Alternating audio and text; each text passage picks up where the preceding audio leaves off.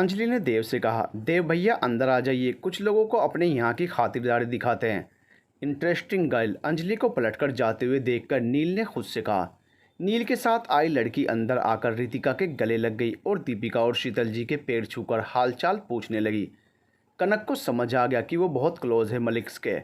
कनक अभी उस लड़की को देख ही रही थी, इसमें कोई शक नहीं था कि वो बहुत खूबसूरत थी, साथ ही बेहद स्टाइलिश भी। तभी वो लड़की दौड़ते हुए सीढ़ियों की तरफ चली गई और नीचे आ रहे आदित्य के गले लग गई। कनक चौंक गई, उसने अपनी नज़रें फेर ली। तभी अंजलि उसके पास आई और मुंह बनाकर बोली, ये आरोही है, रितिका दी और ऋषभ भाई की कज़िन, साथ ही ये भाई की क्लासमेट और चाइल्डहुड फ्रेंड भी है। कनक को आरोही के आदित्य के गले लगने से बहुत बुरा लगा। पता नहीं क्यों, लेकिन उसे आरोही से कुछ नेगेटिव वाइब्स भी आ रही थी। वो वहाँ से उठी और किचन में चली आई। आदित्य की नज़र जाती हुई कनक पर पड़ी तो उसने आरोही को खुद से अलग कर दिया। How are you hottie, you missed me, Aarohi ने पूछा तो आदित्य ने सिर्फ इतना सा जवाब दिया, आई एम गुड, और वो अपने दोस्तों की तरफ चला आया। तीनों दोस्त एक दूसरे के गले लग गए। फिर देव और नील सभी घरवालों से मिले। अंजलि के आश्चर्य की सीमा ही नहीं थी कि उसके अलावा सभी घरवाले नील को पहले से ही जानते थे। सब बातों में लगे थे। तभी कनक सर्वेंट के साथ सबके लिए चाय नाश्ता लेकर आई। सबने उसकी तरफ देखा। ब्लू कलर के सिंपल से सूट में बिना मेकअप के भी सर्वेंट सबको सर्व करने लगा और कनक वापस जाने लगी। है ब्यूटीफुल, आपने तो अपना इंट्रो दिया ही नहीं, नील ने कहा तो कनक उसकी तरफ मुड़ी। नील ने हाथ आगे किया और शाहरुख के स्टाइल में कहा, नील नाम तो सुना ही होगा। देव ने अपना सर हिलाते हुए कहा, शुरू हो गया साला, ये नहीं सुधर सकता। कनक ने अपना हाथ नहीं बढ़ाया तो नील ने फिर से कहा, मैं आदित्य का बेस्ट फ्रेंड हूँ, नील खुराना। कनक को याद आया कि कॉलेज के प्रोग्राम में आदित्य ने रिपोर्टर्स के सवालों पर नील के बारे में बताया था। कहीं आदित्य को बुरा न लगे, ये सोचकर अपना हाथ नील की तरफ बढ़ाया, लेकिन उससे पहले ही आदित्य ने नील का हाथ थाम लिया और कहा, इनका नाम कनक है, ये मेडिकल स्टूडेंट है और यहीं रहती हैं। मेरे ख्याल से इतना इंट्रो काफ़ी होगा तुम्हारे लिए। आदित्य ने कनक को जाने को बोला और नील को नाश्ते की टेबल पर ले गया। सब फिर से बातों में लग गए, लेकिन आरोही की नज़रें जाती हुई कनक को स्कैन करने लगी। कनक के लिए आदित्य की पजेसिवनेस आरोही को किसी और तरफ इशारा कर रही थी। वो बचपन से ही आदित्य की दुल्हन और मलिक फैमिली की बहू बनना चाहती थी, लेकिन कनक उसे पहली नज़र से ही अपने सपने में रुकावट लगने लगी थी। अगले दिन रात में खाने के बाद जब सारे लोग सोने चले गए तो यंग जनरेशन के सभी लोग स्विमिंग पूल एरिया में आकर बैठ गए। यार माहौल कुछ बोरिंग सा नहीं है, नील ने कहा तो रितिका ने भी उससे सहमति जताई। क्यों ना हम कोई गेम खेलें, ऋषभ ने आइडिया दिया, अंताक्षरी खेलें। अंजलि ने कहा तो आरोही ने मना करते हुए कहा, नो वे, कुछ और इंटरेस्टिंग सा। तेरे पास कोई दूसरा गेम प्लान है तो बोल, वरना हम पहले वाले ऑप्शन पर कॉन्सेंट्रेट करें। नील ने आरोही से कहा। आरोही पास पड़ी कोल्ड ड्रिंक की बोतल उठाते हुए बोली, हम लोग गाने ही गाएंगे, लेकिन अपने किसी स्पेशल के लिए। इस बोतल का पॉइंट जिसकी तरफ होगा उसे अपनी करंट फीलिंग्स को गाने के थ्रू बताना होगा। सब रेडी हो गए तो निशा ने म्यूजिक बजाकर बोतल घुमा दी। बोतल का पॉइंट सबसे पहले रितिका पर रुका। उसने शर्माते हुए गाना गाया, खोए खोए दिन है, तन्हा तन्हा रात है, बस कुछ दिनों की बात है। सब हुटिंग करने लगे तो रितिका शर्माते हुए ही सर्किल के बाहर आकर बैठ गई।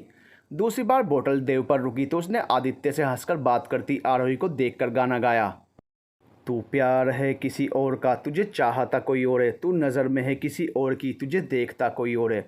सबको पता था कि देव हमेशा से आरोही को पसंद करता है, लेकिन आरोही आदित्य के पीछे पागल थी, जबकि आदित्य के लिए वो सिर्फ उसकी बचपन की दोस्त थी। सबको देव के लिए बुरा लग रहा था, बस एक आरोही ही थी जिसे उसकी फीलिंग्स से कोई फ़र्क नहीं पड़ा। अगली बार बोतल ऋषभ पर रुकी तो उसने रितिका के लिए गाया, तारों का चमकता गहना हो, फूलों की महकती वादी हो, उस घर में खुशहाली आए जिस घर में तुम्हारी शादी हो।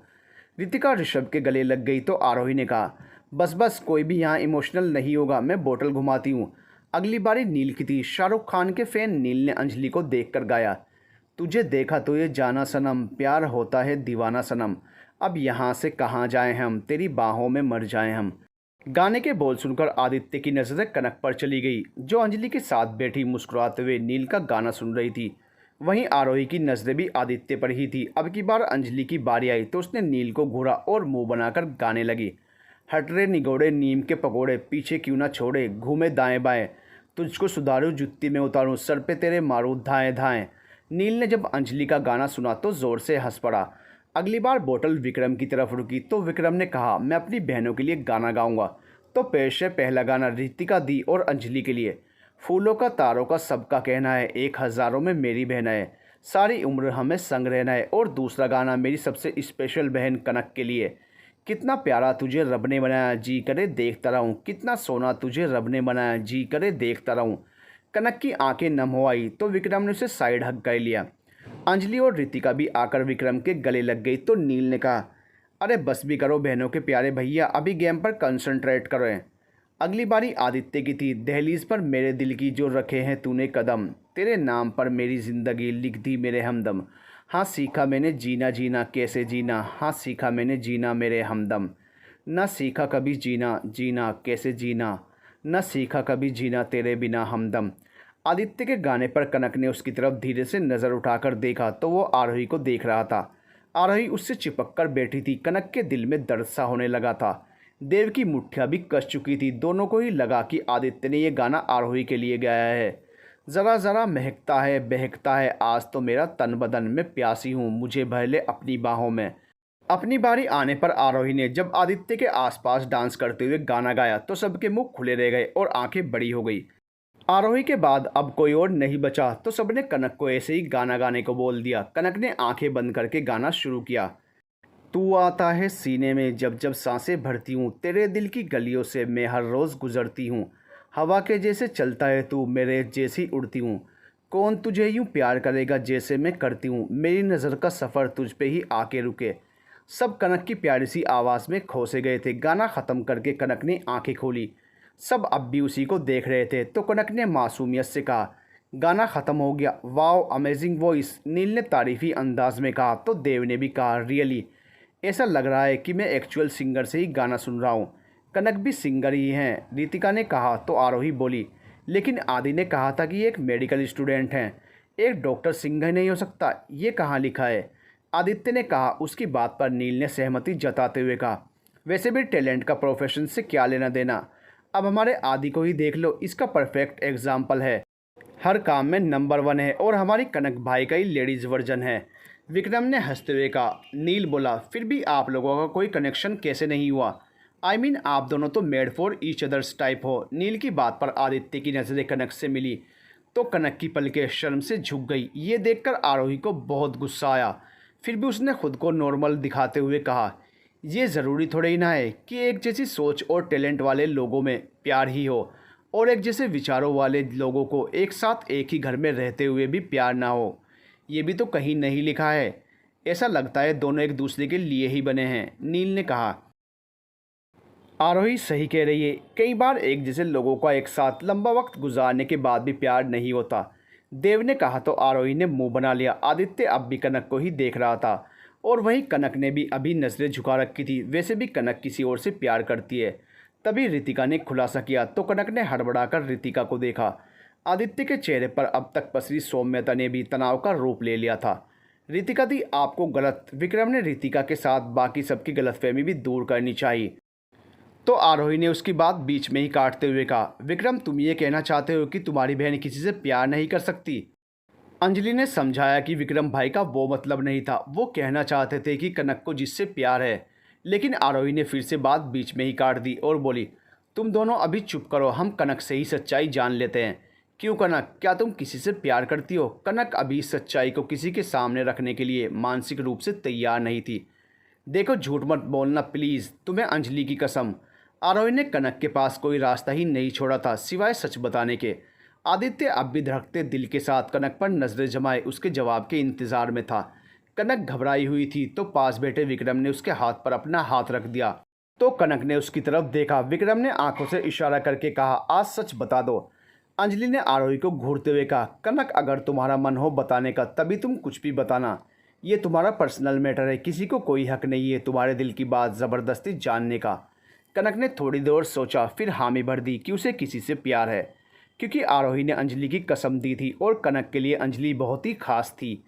आदित्य की तो जैसे धड़कनें ही रुक गई कुछ पल के लिए, लेकिन उसने बड़ी सफाई से अपनी आंखों की नमी को बाहर आने से रोक लिया और अपने होंठों पर मुस्कान सजा ली।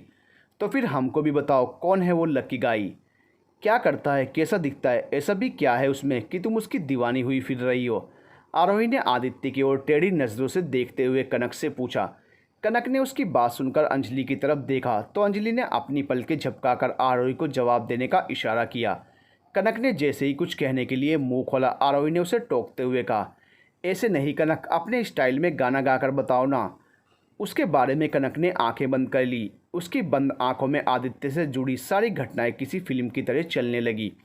उसने गाना शुरू किया, अदाएँ भी हैं, मोहब्बत भी है, शराफत भी है मेरे महबूब में, वो दीवानापन, वो जालिम अदा, शरारत भी है मेरे महबूब में। आदित्य का अब वहाँ रहना मुश्किल हो गया था। वो झटके से उठा और सबको एक्सक्यूज़ करके वहाँ से चला गया। किसी को तो कुछ समझ नहीं आया, लेकिन आरोही के होंठों पर एक अजीब सी मुस्कान थी। वहीं कनक के साथ विक्रम और अंजलि के चेहरे पर थोड़ी परेशानी थी। आदित्य अपने कमरे में चला आया था। उसे बहुत तकलीफ़ हो रही थी ये जानकर कि कनक किसी और से प्यार करती है। अपने प्यार के बारे में बताते समय कनक के चेहरे की चमक और मुस्कान ही बता रही थी कि वो उस इंसान से कितना प्यार करती है। कहाँ वो सोच रहा था कि कनक को लेकर अपनी फीलिंग के बारे में वो कनक को बता देगा और उसके दिल का हाल जानने की कोशिश करेगा, लेकिन इस सच्चाई ने तो उसके सारे अरमानों को ही बिखेर कर रख दिया था। आदित्य ने अपने सीने पर हाथ रख लिया। माथे पर पसीने की बूंदें जगमगा उठी। उसने एसी का टेम्परेचर घटा दिया, फिर भी कुछ ही देर में ही वो पसीने से नहा उठा। उसे सीने में तेज़ दर्द हो रहा था। जब दर्द बर्दाश्त नहीं हुआ तो उसने किसी को फ़ोन किया। किसी तरह आदित्य ने रात बिता ली। सीने में उठा दर्द तो अब ख़त्म हो गया था, लेकिन दिल का दर्द अब भी वैसे ही बना हुआ था। हमेशा अपने इमोशंस को कंट्रोल कर लेने वाले आदित्य के लिए भी ये सच बर्दाश्त करना बहुत ही मुश्किल था कि कनक किसी और को चाहती है। अगली सुबह जब आदित्य नीचे आया तो बिल्कुल ही सामान्य था। उसे देखकर कोई भी अंदाज़ा नहीं लगा सकता था कि बीती रात वो किस तकलीफ़ से गुजरा था। आदित्य आकर आरोही के बगल में बैठ गया।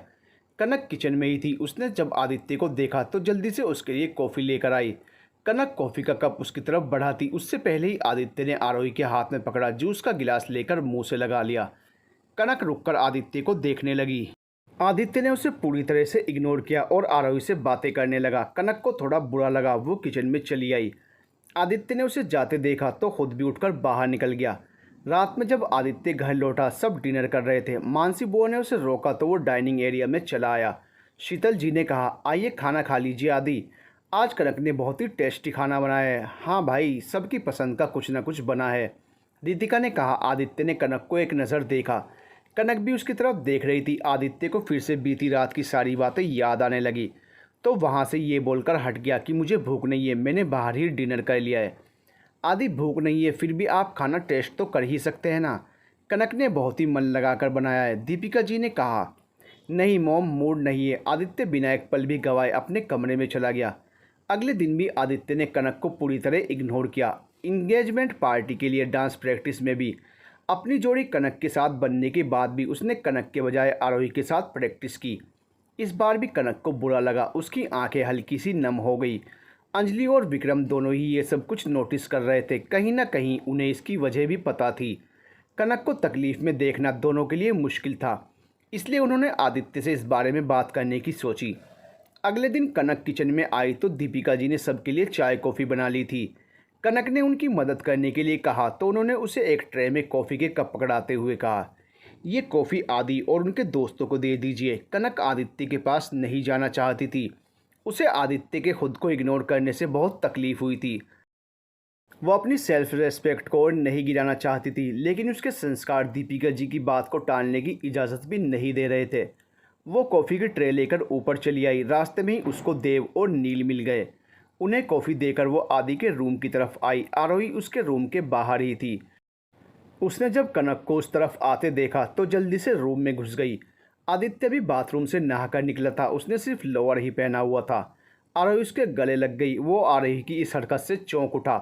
उसने आरोही को हटाने की कोशिश की, तभी उसकी नज़र दरवाजे पर खड़ी कनक पर पड़ी तो वो और भी हैरान हो गया। आरोही को जब कनक की आहट महसूस हुई तो उसने उसको सुनाते हुए आदि से कहा, आई लव यू आदि, लव यू सो मच। कनक ने जब आरोही की बात सुनी तो लगा कि जैसे किसी ने उसका दिल बेदर्दी से मसल दिया हो। उसके हाथ कांपने लगे। ट्रे उसके हाथों से गिरती उससे पहले ही आदित्य ने आरोही को झटके से खुद से अलग किया और ट्रे थाम ली। गर्म कॉफ़ी उसके हाथों पर छलक गई, लेकिन उसने खुद की तकलीफ़ को इग्नोर किया और कनक से पूछा, तुम ठीक हो ना, तुम्हें लगी तो नहीं? कनक ने कोई जवाब नहीं दिया। आरोही को आदित्य की कनक के लिए फ़िक्र बर्दाश्त नहीं हुई। उसने चिल्लाते हुए कहा। तुम्हारे अंदर इतना भी मैनर्स नहीं है कि किसी के रूम में आने से पहले नॉक कर लो। कनक की आंखों में आंसू आ गए। उसने सॉरी कहा और वहाँ से चली गई। उसके जाने के बाद आदित्य ने गुस्से से आरोही को देखा और बोला, मेरे रूम में कौन आएगा और कैसे आएगा ये मैं डिसाइड करूँगा, तुम नहीं। सॉरी आदि, आरोही ने कहा और आदित्य की तरफ बढ़ी तो आदित्य ने 2 कदम पीछे हटते हुए कहा, don't you dare, don't even try to touch me without my permission. Aarohi को शर्मिंदगी सी हुई। उसने कहा, Adi don't be angry, I just did this as a friend. लेकिन आदित्य ने उसे ऐसे इग्नोर किया जैसे उसकी बातों से कोई मतलब ही ना हो। उसने अपनी शर्ट पहनी और कॉफ़ी का कप उठाकर दरवाजे की तरफ बढ़ गया, लेकिन फिर जाते जाते पलटा और अपनी लाल आंखों से आरोही को घूरते हुए वार्निंग भरे लहजे में कहा, आज के बाद कनक से इस लहजे में बात मत करना, मैं बर्दाश्त नहीं करूँगा। ये बात अपने दिमाग में अच्छी तरह फिट कर लो। कनक ने अपने कमरे में आकर दरवाज़ा बंद कर लिया और ज़ोर से रो पड़ी। कुछ देर तक वो रोती रही, फिर अंजलि उसे समझा बुझाकर नीचे ले गई। कनक के होंठों पर मुस्कान थी, लेकिन चेहरे से रोज़ वाली चमक गायब थी।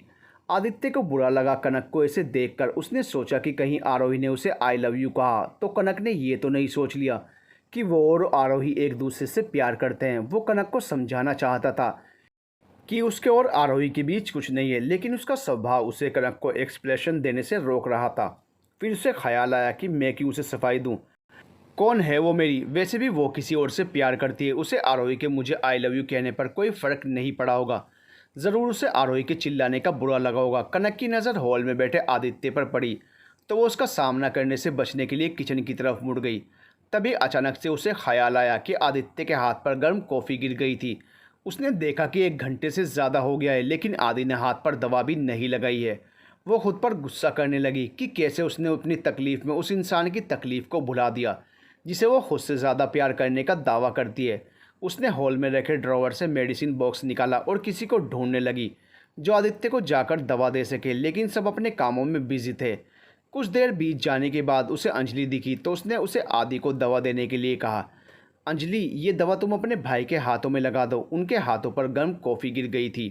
अंजलि ने इनकार कर दिया, ये कहकर कि अगर उसे इतनी फ़िक्र हो रही है तो वो दवा खुद जाकर क्यों नहीं लगा देती। ऐसा नहीं था कि अंजलि को अपने भाई की फ़िक्र नहीं थी, लेकिन वो उन दोनों में सब ठीक करना चाहती थी। अगर कनक दवा लेकर आदित्य के पास जाएगी फिर दोनों में ज़रूर कोई ना कोई बात होगी। अंजलि के इनकार करने पर कनक ने दवा खुद आदित्य को देने का फैसला किया, क्योंकि किसी और से कहने का मतलब था उसके सवालों का जवाब देना, और कनक किसी को आज की घटना के बारे में बताकर घर का माहौल नहीं ख़राब करना चाहती थी। आदित्य ने कनक को अपनी तरफ आते हुए देखा तो चौंक सा गया, क्योंकि उसे उम्मीद नहीं थी कनक आज आरोही की ऐसी बातों के बाद उसके पास आएगी।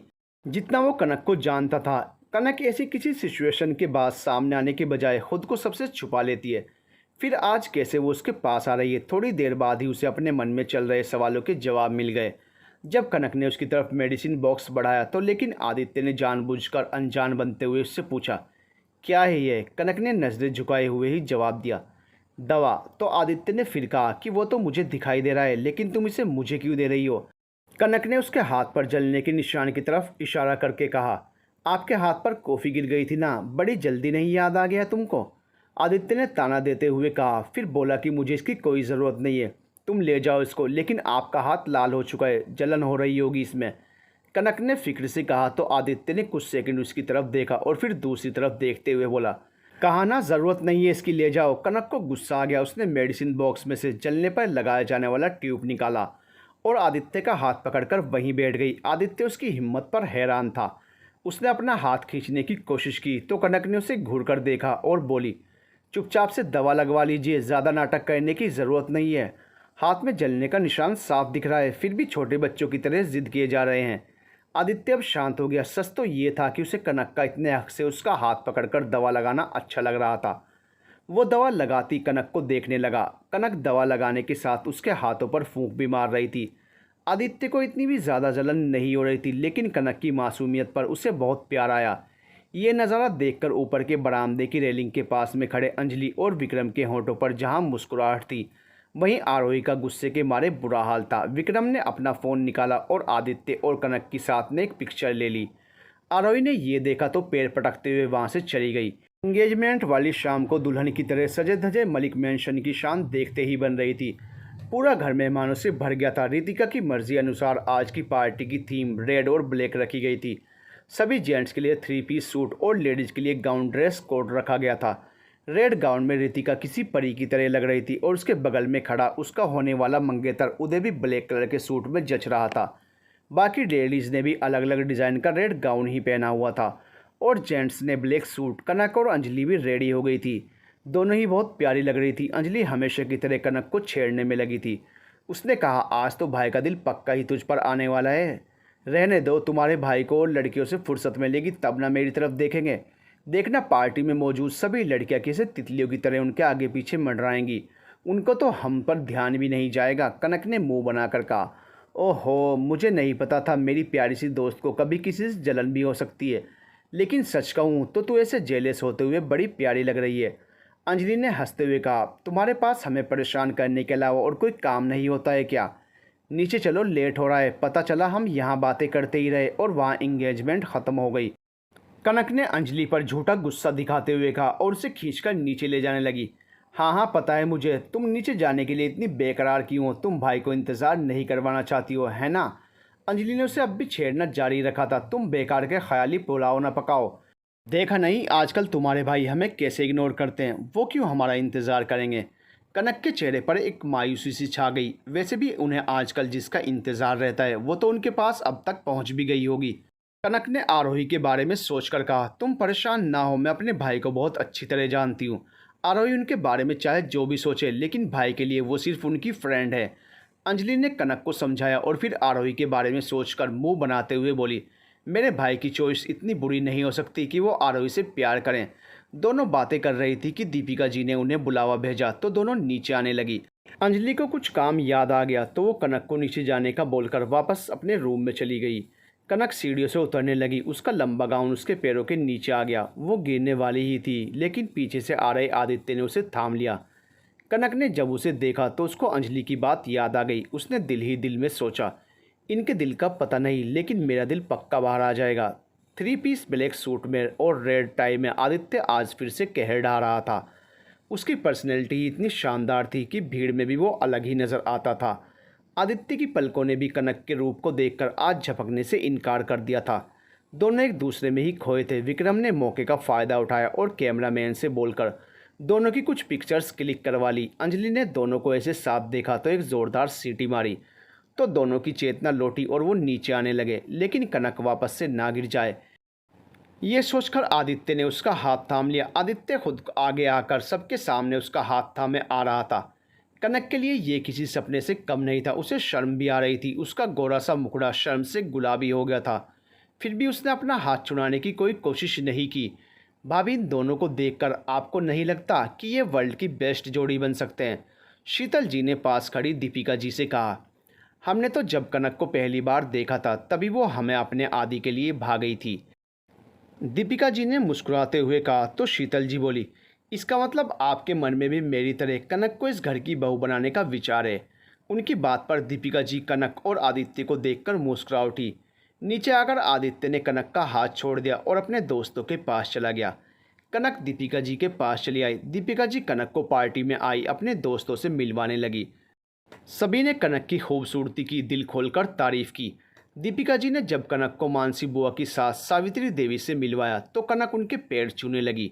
सावित्री देवी थोड़ा पीछे हटकर बोली, बस बस, इसकी कोई ज़रूरत नहीं है। मैं इन सब कोशिशों से इम्प्रेस नहीं होती। दीपिका जी को बुरा लगा, लेकिन सावित्री जी की उम्र का लिहाज कर वो चुप ही रही। लेकिन मानसी बुआ ने उन्हें थोड़ा दूर ले जाकर धीरे से उनसे कहा, माँ जी आप क्या कर रही हैं? कनक तो बस आपका आशीर्वाद ही चाहती थी। तुम सब लोगों का आशीर्वाद तो मिल रहा है ना इसको, अब हमारे अटेंशन की क्या ज़रूरत है? सर चढ़ा रखा है एक मामूली सी नाथ लड़की को तुम लोगों ने। सावित्री देवी ने झल्लाते हुए कहा और वहाँ से चली गई। विक्रम किसी से बात कर रहा था। वो मुड़कर जाने को हुआ कि किसी से टकरा गया। सामने वाला शख्स गिर न जाए इसलिए उसने उसका हाथ थाम लिया। विक्रम ने जब सामने देखा तो देखता ही रह गया। सामने रेड कलर का शॉर्ट गाउन पहने एक प्यारी सी लड़की खड़ी थी। विक्रम ने उसे देखा तो उसके चेहरे पर बहुत ही प्यारी सी स्माइल आ गई, लेकिन लड़की ने मुंह बनाकर अपना हाथ छुड़ा लिया और उसे लगभग धक्का देते हुए वहाँ से चली गई। विक्रम ने अपने दिल पर हाथ रख लिया। लड़की ने उसे मुड़कर देखा और फिर मुंह घुमाकर धीरे से हंस पड़ी। ये लड़की थी वंदना, उदय की छोटी बहन और रितिका की होने वाली नंद। उदय और रितिका एक दूसरे को रिंग्स पहनाने के हुए तभी अचानक से पूरे हॉल की लाइट धीमी हो गई और म्यूजिक बजने लगा। सभी गेस्ट हैरान थे, लेकिन थोड़ी देर में ही सबके चेहरे पर रौनक आ गई जब कनक ने कुछ और लड़कियों के साथ डांस शुरू किया।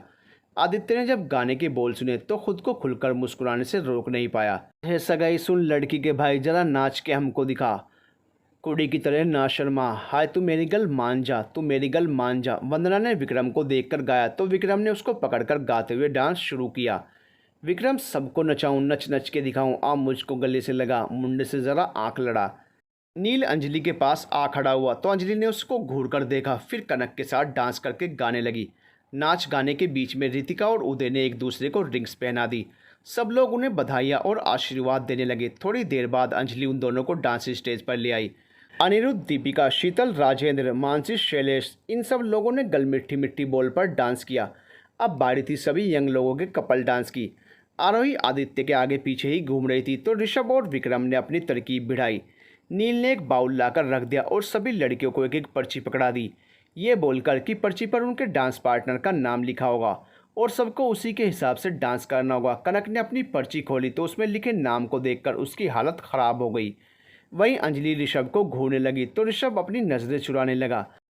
डांस के बाद अंजलि ने ऋषभ को पकड़ लिया तो उसने कहा, क्या है, ऐसे क्यों घूर रही है? अंजलि ने कहा, आपको भाई और कनक को मिलाने के लिए पर्ची बनाने के लिए कहा था, मुझे फंसाने के लिए नहीं।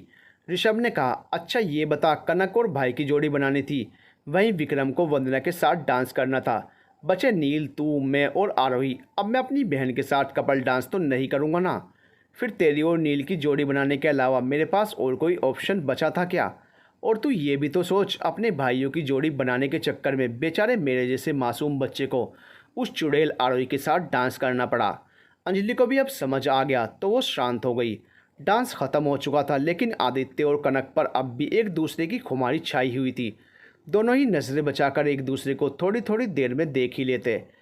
आरोही को कनक और आदित्य की नज़दीकियाँ चुभ रही थी। उसने अपने पास में खड़ी कनक को धक्का देकर गिराने की कोशिश करनी चाहिए तो सावित्री देवी ने उसका रास्ता रोक लिया और उसे अपने साथ साइड में ले गई और उससे धीरे से बोली, खबरदार, अगर तूने ऐसी बेवकूफ़ी करने की कोशिश की तो दिमाग ख़राब है तेरा। सब यहीं आसपास ही हैं, किसी ने देख लिया होता तो पता है क्या होता। तो क्या करूं मैं नानी, मैं नहीं देख सकती अपने आदि के करीब किसी और को। आरोही ने गुस्से से कहा, तू परेशान मत हो, आदि सिर्फ तेरा होगा। तेरे साथ साथ मेरा भी यही सपना है कि तू इस घर की बहू बने और इस आलीशान महल की मालकिन। मैं इतनी आसानी से अपना सालों पुराना सपना नहीं टूटने दूंगी। तू सब कुछ मुझ पर छोड़ दे, उस 2 टके की लड़की को मैं कभी भी आदित्य के करीब नहीं आने दूंगी। बस तुम तब तक कोई बेवकूफ़ी मत करना, सावित्री देवी ने आरोही को समझाया। तो वह कुछ शांत हुई। रात में कनक चेंज करके आई और अंजलि के बगल में लेट गई। अंजलि अपनी सोच में गुम थी। उसे नील का खुद को शौक नज़रों से देखना याद आ रहा था। नील ने जब डांस करते समय उसका हाथ पकड़ा था, अंजलि को एक अजीब सी फीलिंग हुई थी। वो उस फीलिंग को कोई नाम नहीं दे पाई थी क्योंकि अब तक वो ऐसे किसी एहसास से अनजान थी। अंजलि ने अपना सर झटका और अपने ख्यालों से बाहर आने की कोशिश की।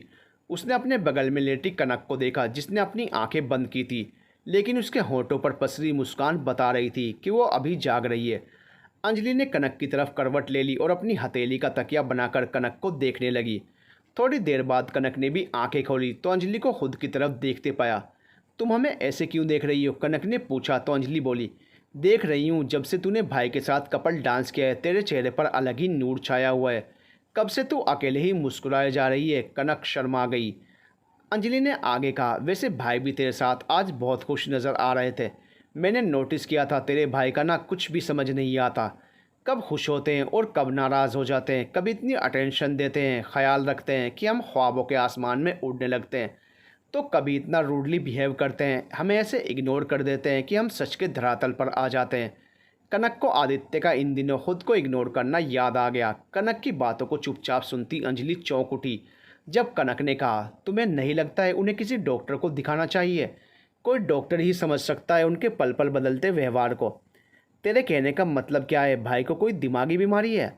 अंजलि ने थोड़ी हैरानी से पूछा तो कनक बोली, पागल है क्या? हमारे कहने का मतलब था कि उन्हें शायद स्प्लिट पर्सनैलिटी डिसऑर्डर है, तभी तो वैसे अलग अलग बिहेव करते हैं। तू भूल रही है तेरे सामने उसकी सगी बहन है जिसके बारे में तू ये अपने महान विचार व्यक्त कर रही है।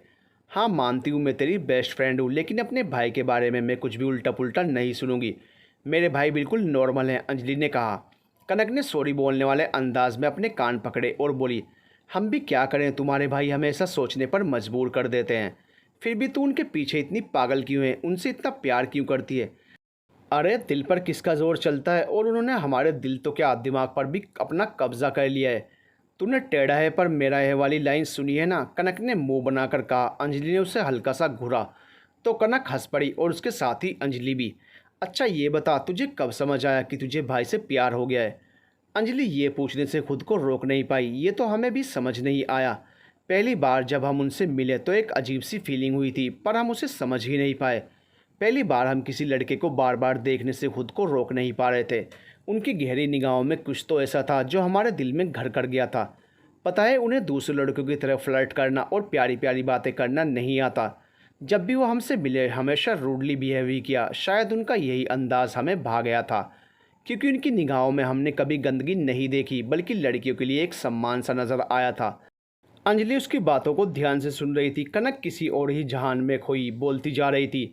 पहली मुलाकात के बाद हम उन्हें कभी भूल नहीं पाए। एक अजीब सी बेचैनी रहने लगी थी हमें। जब वो दोबारा हमारी नज़रों के सामने आए तो दिल को सुकून सा मिला। तब जाकर समझ आया कि हमें शायद उनसे मोहब्बत हो गई है। हमने कभी किसी को इस बारे में नहीं बताया, क्योंकि हमें पता था सबको हम बेवकूफ़ लगेंगे। आज जब लोग दोस्ती करने के लिए भी सामने वाले का पूरा स्टेटस और बैकग्राउंड पता करते हैं, ऐसे टाइम में हम ऐसे इंसान से प्यार कर बैठे थे जिसका हम नाम भी नहीं जानते थे। पर दिल का क्या करें, ये तो कोई नियम कानून नहीं मानता ना। पता है, जिससे आप प्यार करते हो जब वो आपसे दूर रहे तो नज़रों को हर पल उसकी तलाश होती है, और जब वो सामने आ जाए तो शर्म की वजह से चाहकर भी ये निगाहें उसकी तरफ नहीं उठती। उनके छू लेने मात्र से दिल के सारे जज्बात जाग से जाते हैं। अंजलि को भी आज नील के छूने से कुछ ऐसा ही एहसास हुआ था। उसने सोचा, तो क्या मुझे भी उस चिंपैंजी से प्यार हो गया है? नहीं नहीं, मुझे उससे प्यार नहीं हो सकता। वो शायद मैं उसके बारे में कुछ ज़्यादा ही सोच रही हूँ ना, इसलिए ऐसा लग रहा है। उसने दूसरे ही पल अपने आप को सामान्य करते हुए सोचा। इधर आदित्य की आंखों में भी नींद नहीं थी। वो भी आज के डांस के बारे में सोच रहा था। डांस करते समय कनक की बेचैन सांसों और बड़ी धड़कनों को उसने महसूस किया था। वो भी तो कम बेचैन नहीं था। कनक की नज़दीकी से बार बार दिल में उसे अपनी बाहों में भर लेने के ख्याल उठ रहे थे। कितनी मुश्किल से उसने खुद को कंट्रोल किया था। पहले वो खुद को नॉर्मल दिखा लेता था, लेकिन जब से उसे ये पता चला था कि कनक भी उससे उतना ही प्यार करती है जितना वो कनक को चाहता था, वो चाहकर भी अपने दिल की खुशी को छुपा नहीं पा रहा था। उसे याद आया कि किस तरह सगाई से एक दिन पहले वाली रात में विक्रम नील के साथ उसके पास आया था। Flashback. Aditya swimming pool area में बैठा था। वो कनक को कितना भी इग्नोर कर ले, लेकिन उसे कनक की मौजूदगी से बहुत फ़र्क पड़ता है। वो उसे तब से पसंद करता था जब उसने उसे पहली बार देखा था।